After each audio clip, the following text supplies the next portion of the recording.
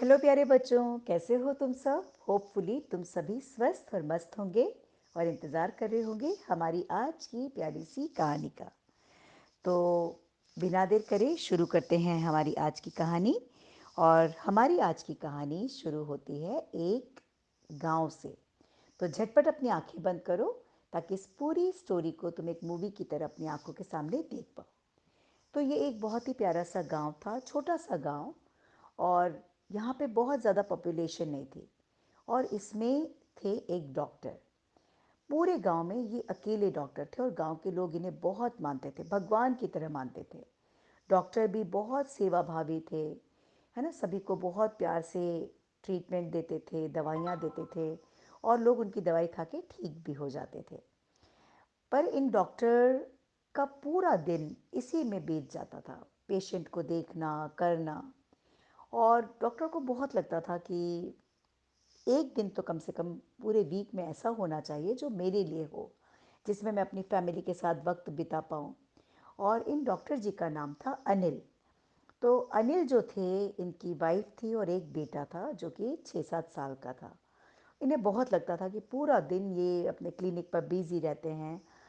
Week में एक दिन इन्हें ऐसा रखना चाहिए जिसमें वो अपने बच्चों के साथ और अपनी फैमिली के साथ समय बिता पाएँ। और उन्होंने ये सोचते हुए संडे के दिन का ऑफ रखने की सोची कि संडे का दिन मैं क्लिनिक बंद रखूँगा और उस दिन मैं बच्चों के साथ या थोड़ा सा अपने लिए वक्त निकालूँगा। और उन्होंने ये सोचते हुए डिसाइड कर लिया कि इस संडे अब मैं छुट्टी रखूँगा। इसी गांव में रहता था एक बहुत ही प्यारा सा परिवार, और ये था एक तांत्रिक का परिवार। इसके जो तांत्रिक जो था, इसका नाम था मोहन। और मोहन जो था वो बहुत ही सरल था, किसान था। लेकिन इसे थोड़ी सी तंत्र और मंत्र की विद्या आती थी, क्योंकि ये विद्या इसके दादाजी बहुत अच्छे से जानते थे। और अपने दादाजी से ही मोहन ने ये विद्या सीखी थी। तो अपनी थोड़ी सी किसानी के साथ वो लोगों को ठीक करने के लिए, लोगों को झाड़ा लगाने के लिए थोड़ी बहुत तंत्र विद्या का उपयोग कर लेता था। तो इस तरह से सारी चीज़ें ठीक ठाक चल रही थी। अब जब अनिल ने सोचा कि इस संडे अब मैं क्लिनिक बंद रखूँगा और इस संडे तो मैं क्लब जाऊँगा और थोड़ी देर टेबल टेनिस और ये सब खेलूँगा। क्लब थोड़ी दूर था गांव से। तो अनिल ने अपनी कार निकाली और अपना सारा सामान रखा और जैसे क्लब जाने के लिए निकले तो उन्होंने देखा कि एक फैमिली, यानी कि मोहन की फैमिली आई थी। मोहन का बेटा जो था वो भी 7-8 साल का था। उसको किसी बाइक ड्राइवर ने ज़ोर से हिट किया था और जिसकी वजह से उसका एक्सीडेंट हो गया और बहुत तेज़ी से ब्लड बह रहा था। जैसे ही तैयार होके और बड़े खुशी मन से अनिल बाहर निकले और कार में बैठे क्लब जाने के लिए, वैसे ही ये सामने आ गए। और मोहन गिड़गिड़ाने लग गया कि प्लीज़ मेरे बच्चे का ट्रीटमेंट कर दीजिए और इसके खून बह रहा है, डॉक्टर साहब प्लीज़ इसे बचा लीजिए। वो गिड़गिड़ाने लगा। लेकिन ऐसा कभी नहीं होता, पर डॉक्टर अनिल बहुत इरिटेट हो गए कि मैं क्या थोड़ा सा वक्त भी अपने लिए नहीं निकाल सकता, थोड़ी सी भी अपनी लाइफ नहीं जी सकता। और अगर ट्रीटमेंट करने बैठ गया तो वही 2 ढाई 3 घंटे निकल जाएंगे और कितनी मुश्किलों से मैंने अपने सारे फ्रेंड्स को बुलाया है। तो डॉक्टर अनिल ने इग्नोर करा कि अरे कोई बात नहीं है, इनके तो थोड़ा सा ब्लड बह रहा है, पट्टी बांध दो। वो गिड़गिड़ाता रहा, मोहन गिड़गिड़ाता रहा कि डॉक्टर जी प्लीज़ आप एक बार देख लो कि क्या बात है। पट्टी तो बांध देंगे, बस अब एक बार देख लीजिए जिससे कि समझ में आ जाए कि क्या हुआ है। लेकिन डॉक्टर अनिल ने बहुत रूखेपन से इग्नोर करा और कहा कि शाम को ले आना, शाम को देखूंगा। और वो कार में बैठकर निकल गए। और यहाँ पे मोहन चिल्लाता ही रहा कि प्लीज़ डॉक्टर जी एक बार मेरे बेटे को देख लो। और यहाँ ब्लीडिंग होती जा रही थी, होती जा रही थी, और बच्चा बेहोश होता जा रहा था। और बेहोश होते होते फाइनली इस बच्चे ने दम तोड़ दिया। अब मोहन के घर में मातम फैल गया। शाम को जब अनिल अपने क्लब से आए तब उन्होंने देखा कि मोहन तो आया नहीं। उसने पूछा, अनिल, डॉक्टर अनिल ने अपने कंपाउंडर से पूछा कि मोहन क्यों नहीं आया, मैंने शाम का टाइम दिया था। तब उन्हें मालूम पड़ा कि वो बच्चा मर चुका है। और कंपाउंडर ने कहा कि मुझे ऐसा लग रहा था कि उसके ब्रेन में थोड़ी क्लॉटिंग हो गई थी या कुछ ऐसी जगह हिट हुआ था कि जिसकी वजह से धीरे धीरे वो बेहोश होता चला गया और उसका रंग नीला पड़ता चला गया। अब वो बच्चा इस दुनिया में नहीं है। ये सुनकर डॉक्टर अनिल को बहुत ही दुख हुआ, उन्हें पछतावा भी हुआ कि ये उन्होंने क्या कर दिया।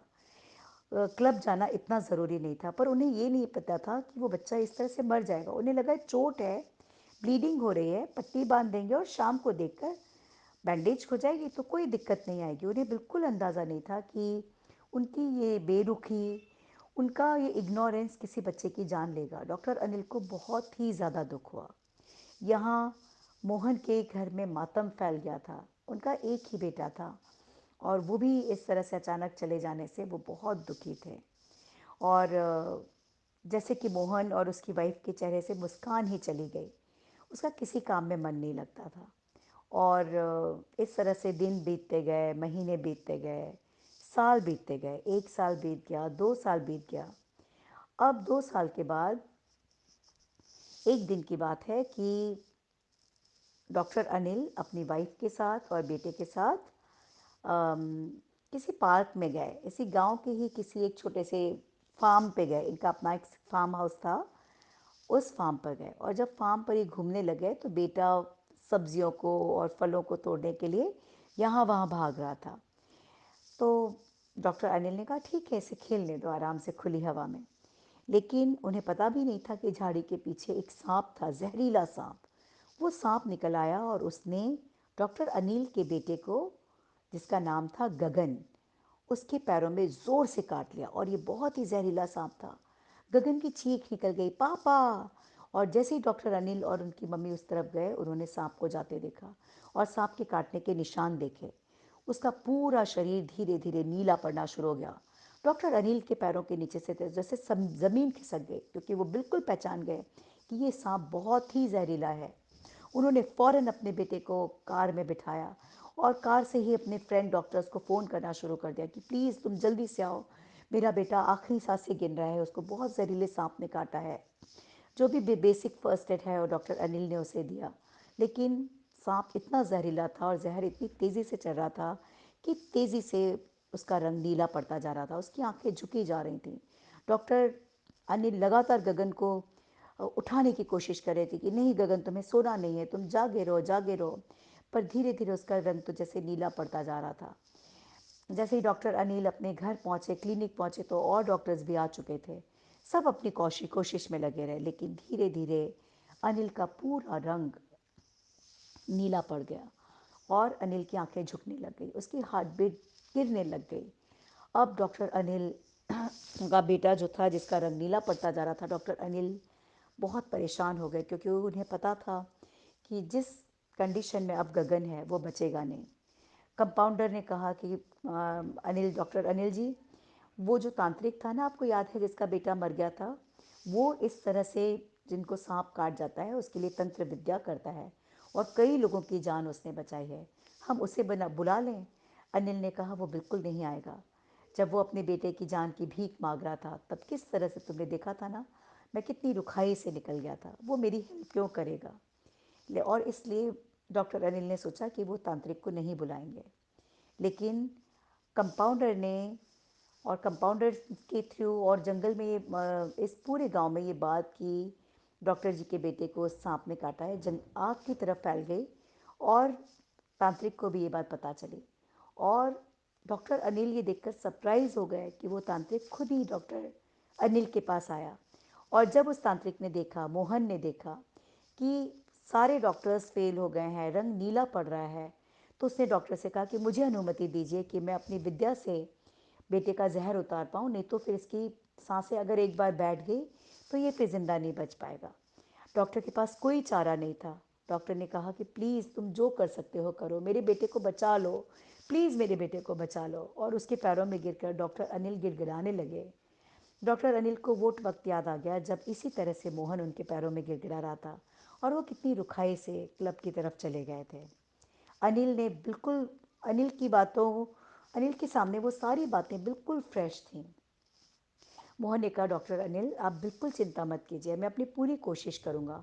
उसने फ़ौरन कहा कि अपने घर के नौकरों को बुलाइए और गांव के मंदिर के पास के कुएं से मुझे 100 घड़े पानी मंगवाइए जल्दी से। घर के सारे नौकर दौड़ पड़े। फिर उसने कुछ नौकरों को दौड़ाया। उसने कहा कि वहाँ पे जो हनुमान जी का मंदिर है, जिसके सामने की तुलसी का वृंदावन है, तुलसी की क्यारी है, मुझे वहाँ की मिट्टी चाहिए, फ़ौरन एक तसला भर के मिट्टी लाओ, मुझे इसके पूरे शरीर पर लेप करना होगा। और फिर झटपट नौकर जाकर 100 घड़े पानी ले आए। उन्होंने 100 घड़े पानी से इस बेटे को, गगन को नहलाना शुरू करा और उसके बाद वो मिट्टी का पूरा लेप शरीर पर लगा दिया। और लेप लगाने के बाद उसके सामने मोहन बैठ गया और बैठकर अपने तंत्र मंत्र विद्या को बोलने लगा। वो अनेक मंत्रों का जाप करता जा रहा था। उसने सामने हवन भी किया और वो जाप करता रहा करता रहा। ये जाप बहुत लंबा था क्योंकि पूरे शरीर में विष फैल चुका था। 1 घंटा बीत गया, 2 घंटा, 3 घंटा, 4 घंटे। 4 घंटे तक लगातार वो जाप करता रहा। बिल्कुल भी वो उस जाप से न उठा और उस जाप को करता रहा। और फाइनली इस जाप ने अपना असर करना शुरू करा। और जो औषधियाँ थी, जो औषधियों को रस को पीस कर उसने उसके मुंह पर और उस घाव पर लगाया जहाँ पे सांप ने काटा था, ये सारी चीज़ें एक साथ अब रंग लाने लग गईं। और धीरे धीरे गगन के शरीर का रंग नीला जो था वो कम होना शुरू हो गया। और फिर करते करते करते करते करते करते लगातार पानी से नहलाना, लेप को बदलना, औषधि को लगाना, ये सब करते करते 8 घंटे बाद गगन की आंखें खुली और उसने कहा, पापा पापा। अनिल की आंखों से आंसू बह निकले। वो अपने बच्चे से चिपक गए और वे कहने लगे, बेटा अब तुम बिल्कुल ठीक हो।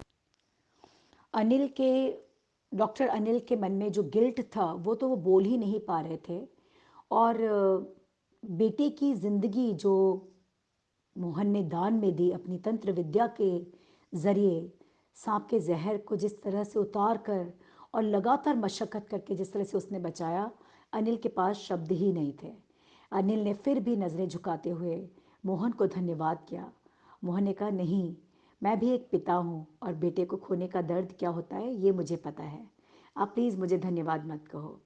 डॉक्टर अनिल ने मोहन का हाथ पकड़ लिया और कहा, मोहन, हमारे मेरा घर बहुत बड़ा है। हमारे घर के बाहर सर्वेंट क्वार्टर है और मुझे एक माली की भी ज़रूरत है। तुम हमारे साथ ही रहो ना। अब ये बेटा सिर्फ मेरा नहीं, ये तुम्हारा भी बेटा है क्योंकि इसको तुमने जीवन दान दिया है।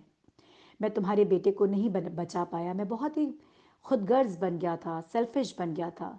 लेकिन अब तुम हमारे साथ रहो और गगन मेरा और तुम्हारा, हम सबका बेटा है। मैं समझ पा रहा हूँ कि तुम अपने बेटे को कितना मिस करते होंगे। अगर तुम हमारे साथ रहने लगोगे और तो मैं समझूंगा कि तुमने मुझे माफ़ कर दिया।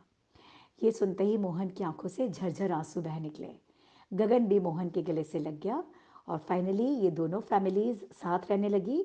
मोहन, मोहन की वाइफ, वो लोग सर्वेंट क्वार्टर्स में रहते थे।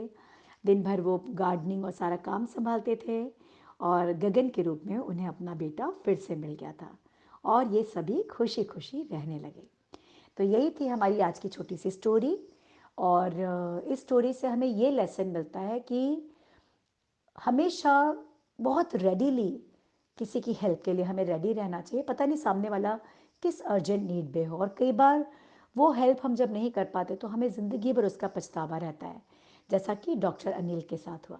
तो हमेशा हेल्पफुल रहो और हमेशा बहुत डाउन टू अर्थ, पोलाइट रहो, जैसा इस स्टोरी में मोहन था।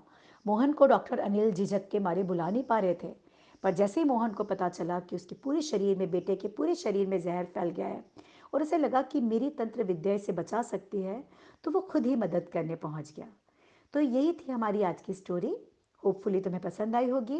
इस स्टोरी को अपने friends, relatives, neighbours, cousins, school friends सबके साथ शेयर करना ना भूलना।